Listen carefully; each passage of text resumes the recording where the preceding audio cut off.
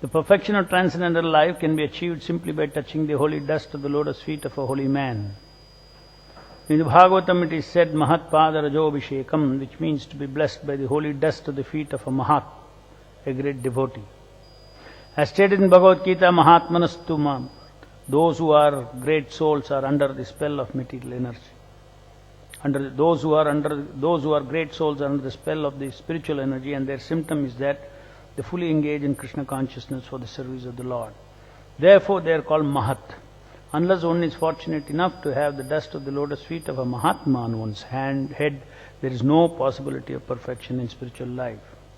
The parampara system of disciplic succession is very important as a means of spiritual success. One becomes a Mahat by the grace of his Mahat spiritual master. If one takes shelter of the lotus feet of a great soul, there is every possibility of one's becoming a great soul. When Maharaj Rahaguna asked Jadabharat about his wonderful achievement in spiritual success, he replied to the king that spiritual success is not possible simply by following the rituals of a religion or simply by converting oneself into a sannyasi or offering sacrifices as recommended in the scriptures. These methods are undoubtedly helpful for spiritual realization, but the real effect is brought about by the grace of a Mahatma. Vishwanath Chakravarti Thakura's 8 stanzas of prayer to the spiritual master, it is clearly stated that simply by satisfying the spiritual master, one can achieve the supreme success in life. And in spite of executing all ritualistic performances, if one cannot satisfy the spiritual master, one has no access to spiritual perfection. Here the word akritatmanam is very significant. Atma means body, soul or mind. And akritatmana means the common man who cannot control the senses or the mind. Because the common man is unable to control the senses and mind, it is his duty to seek the shelter of a great soul or a great devotee of the Lord and just try to please him. That will make his life perfect. A common man cannot rise to the topmost stage of spiritual perfection simply by following the rituals and religious principles. He has to take shelter of bona fide spiritual master and work under his direction faithfully and sincerely. Then he becomes perfect without a doubt. So,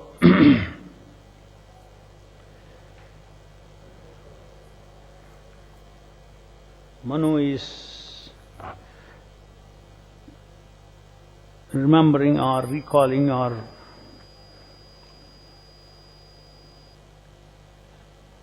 describing to Karma Muni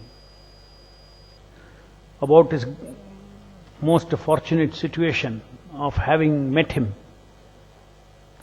Not only after having met him, after having an opportunity to touch the dust of his feet.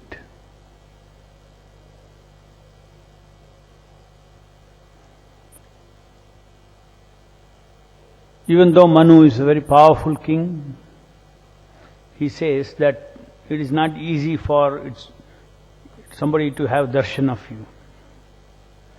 Because real saintly persons, they do not simply mix into the material world. Of course, we are now a preaching movement of Chaitanya Mahaprabhu. But in the normal sense, sadhus, sannyasis people go to sannyasis, sannyasis don't go to people.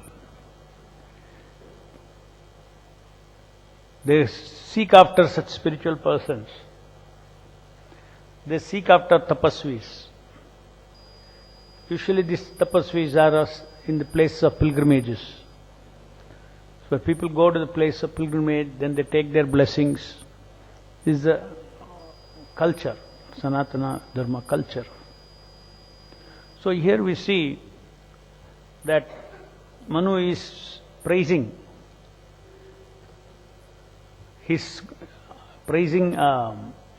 the value of the dust of the lotus feet of a great personality.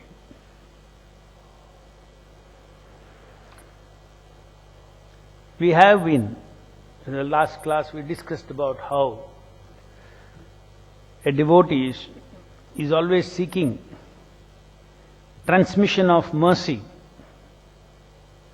from top to down. And there are unlimited ways in which this mercy is actually transmitted. And we can list so many things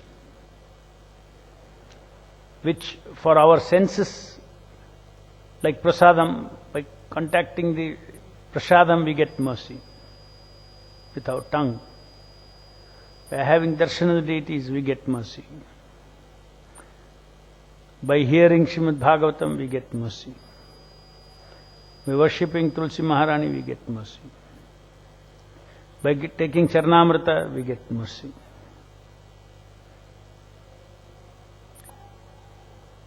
Now one more item is here, which is highly potent for making advancement in spiritual life. What is that? The dust of the lotus feet of a pure devotee. This is not metaphorical. It is actually the real dust of the lotus feet of a pure devotee. If one is able to place the dust on his head, then one gets special mercy. These are all ways of receiving the mercy which are not phenomenally calculatable through some material phenomena. What is the value of a dust? Take the dust of the lotus feet of Prabhupada. Here is deity. Whole day deity is here. Some dust will collect. Right? And that dust is so powerful.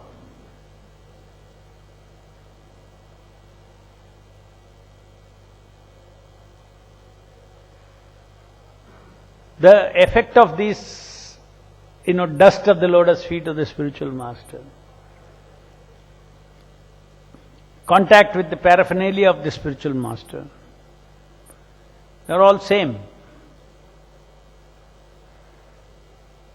There is so much mercy that one gets. You see, mercy means what?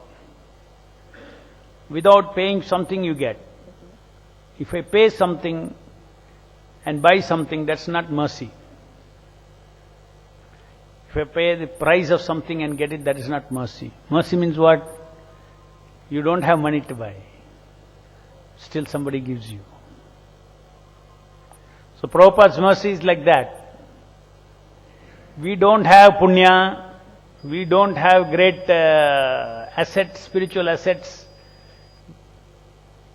neither material assets in terms of punya, yet thousands are getting bhakti. So, this is the meaning of mercy. Our mind is always used to transactional thing. That means, I pay for it, I get it. But our spiritual relationship with the deity, relationship with the holy name, our relationship with the spiritual master, our relationship with Vaishnavas, we cannot think in terms of a transaction.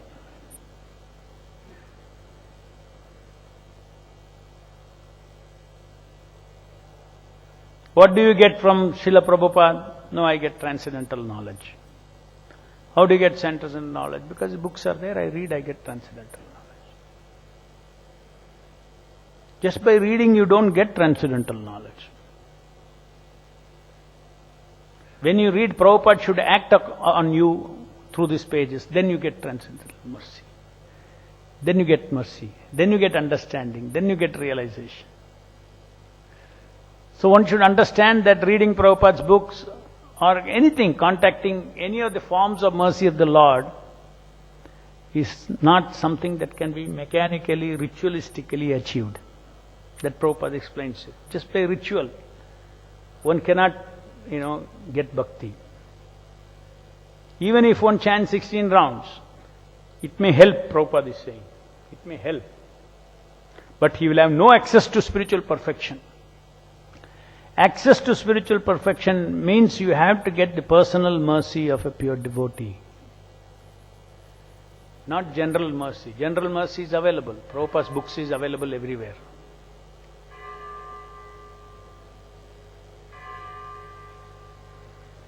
General mercy. Personal mercy means, yes, Prabhupada gets linked to you. When you get initiated, he links to you.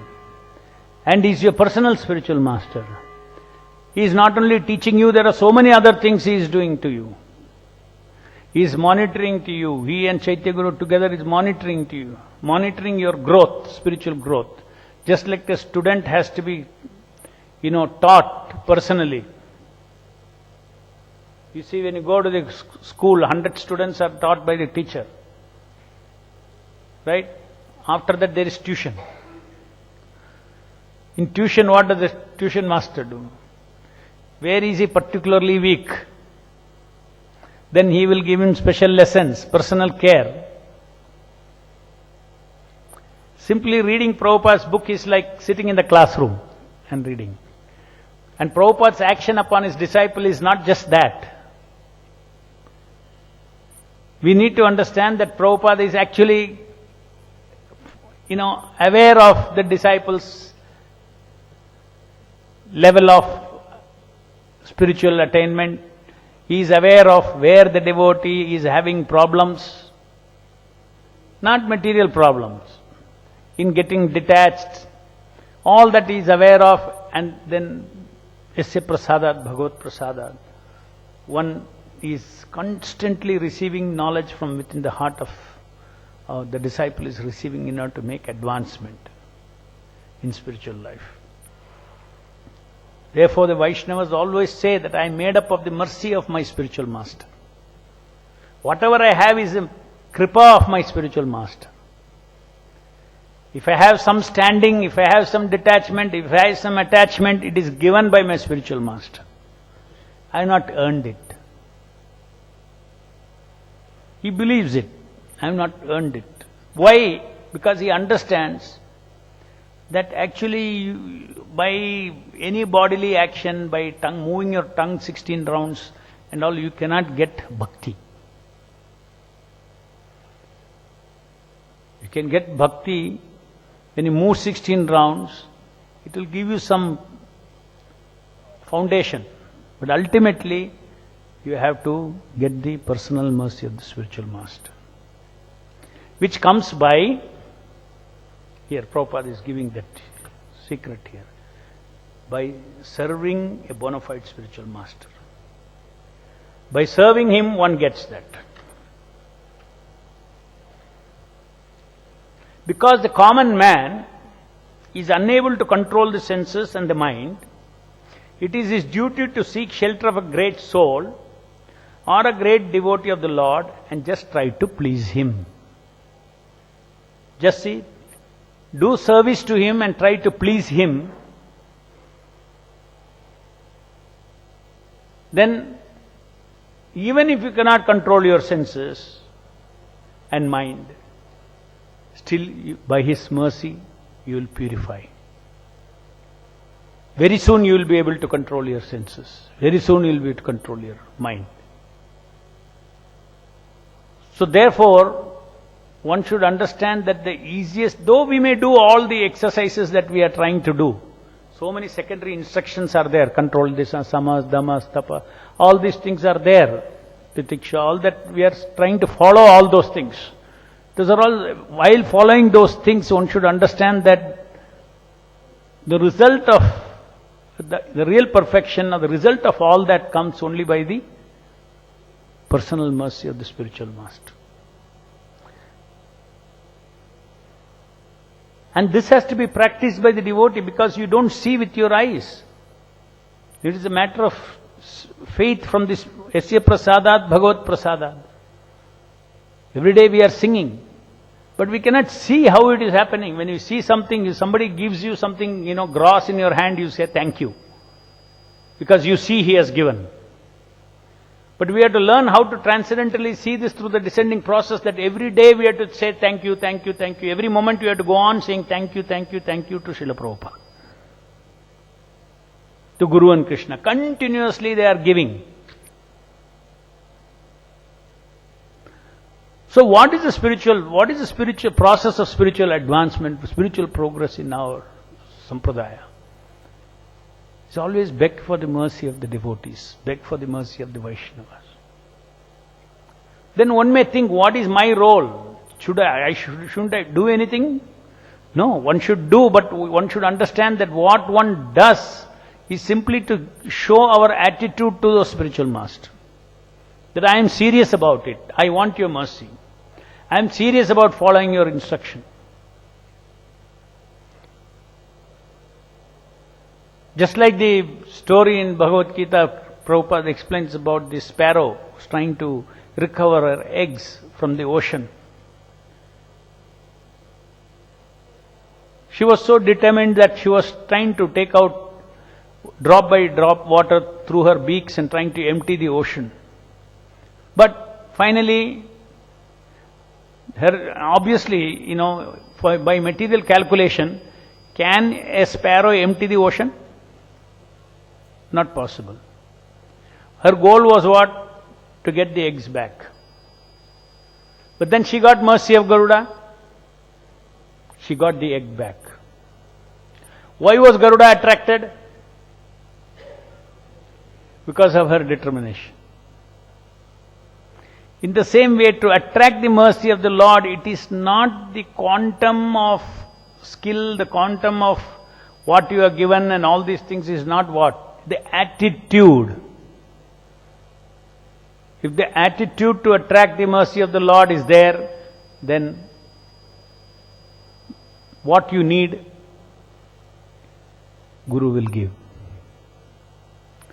Whatever you need for his service, whatever you need for your advancement, the Guru will bestow upon us.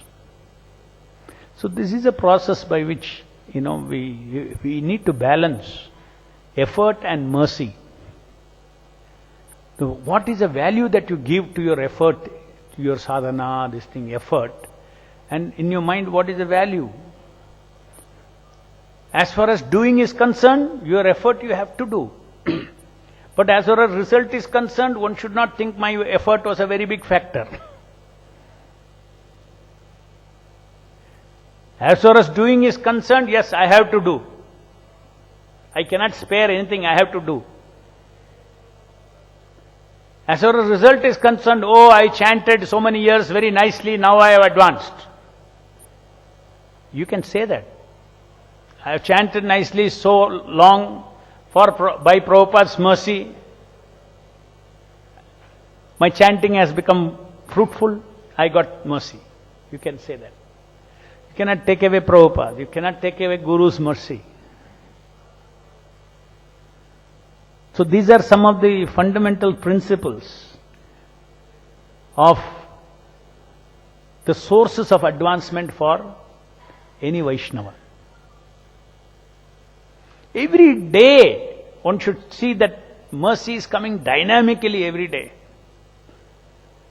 Like last class we discussed, every day you go for Mangalarti, every day you are receiving. Some of the things that you receive you can't even be conscious. It is going and influencing your subconscious. It is changing you. The Shabda that is coming, changing you. What you hear in Bhagavatam class, everything your intellect is not what grasping it. If one is submissive, the feelings go inside, into subconscious and changes.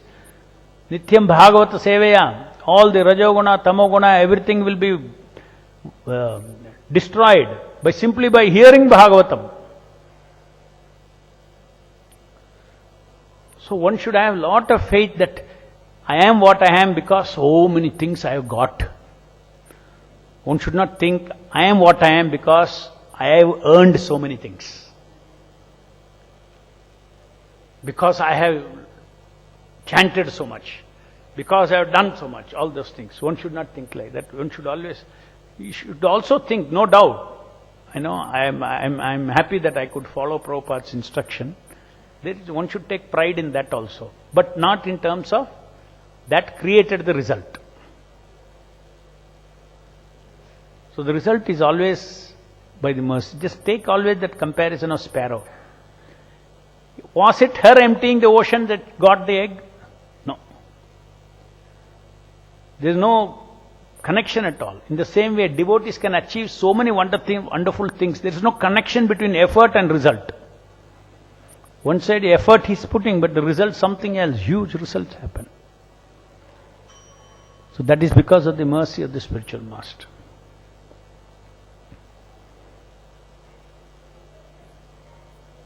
Just like, let us say, we hear Srimad Bhagavatam class.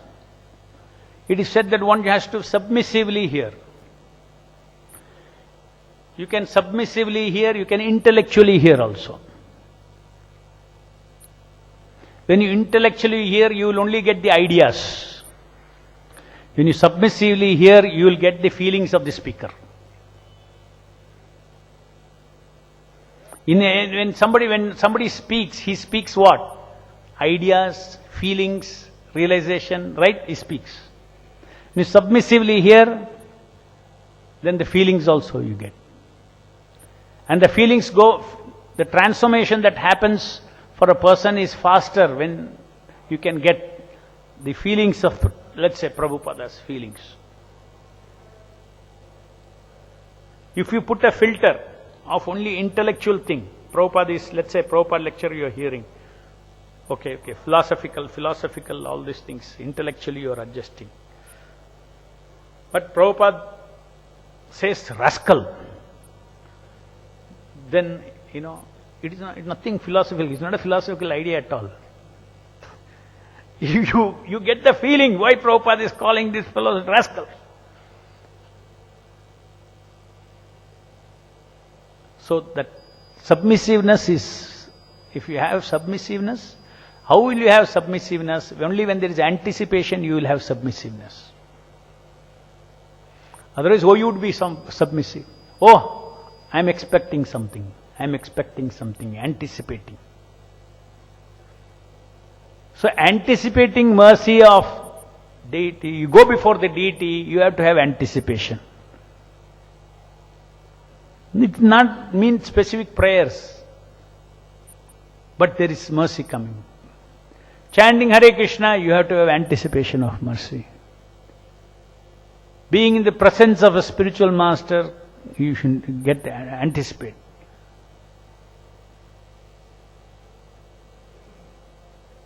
So there has to be preparedness for receiving this mercy also. And the rational mind is the biggest enemy for all these things. The rational mind. Sometimes devotees get stuck in this rational thing for whole life. Everything they intellectualize. They sit in the class, they intellectualize. They go before the deity, they intellectualize. They take association, they intellectualize.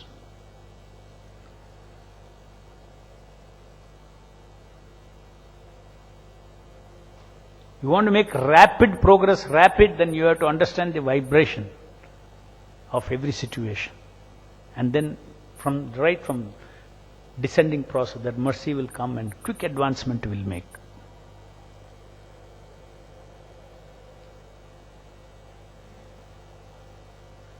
A common man cannot rise to the topmost stage of spiritual perfection simply by following the rituals and religious principles. Just take shelter of bona fide spiritual master and work under his direction faithfully and sincerely. Then he becomes perfect without a doubt. Any questions? Mike.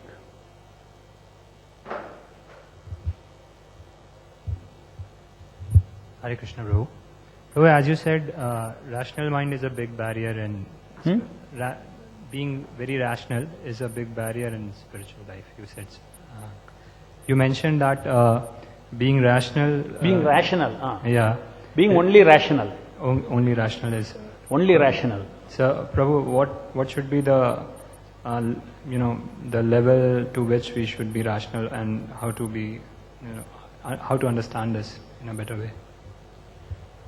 You see, rational, when you are, it's a good question.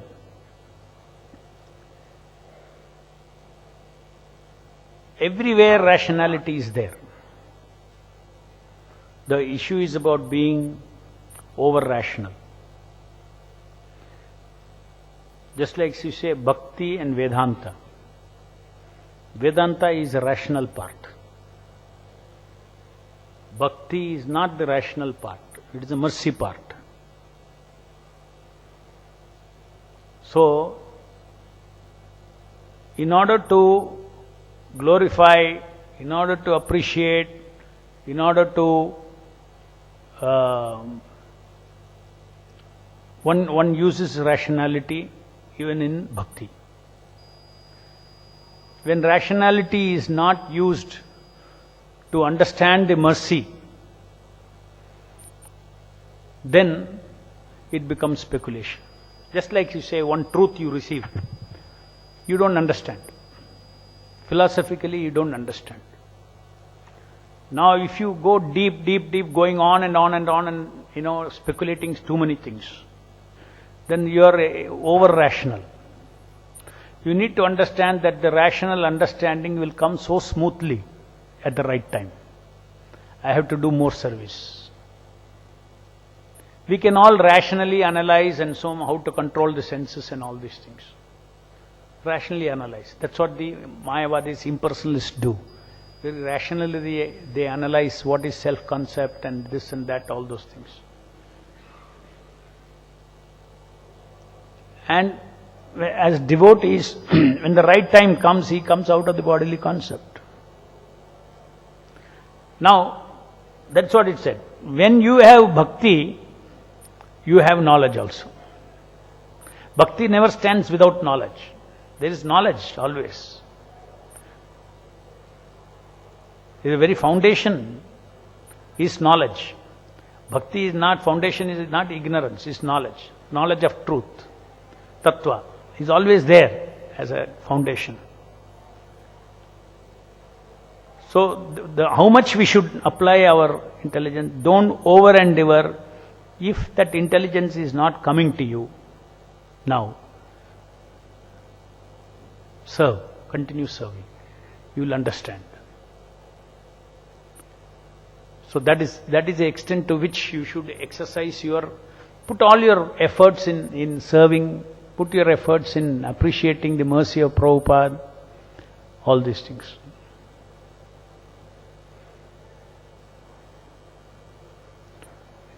Any other question?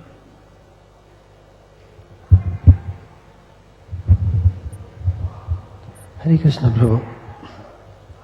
You said, Prabhu, that we should put our all effort and anticipate. So, how should I be sure that the effort which I am putting in my devotional service is my all effort?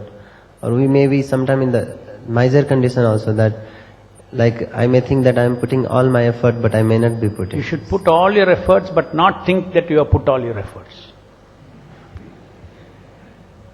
While putting the efforts, you should think, I should put best of my efforts. But should not think that actually whether I put the best or not, I do not know. Maybe I withheld so many things inside. You should not say, I put my best efforts. You say, my philosophy in life is to put best efforts. But whether I really put a best efforts, I don't know. So even if, something fails, he will say that I have not put best effort. If he succeeds, he will also say, I have not put best efforts, whatever was lacking Krishna and Prabhupada gave, and therefore I did it. Okay? Grandharaj Srimad Bhagavatam ki jai, Jagat Guru Srila Prabhupada ki jai.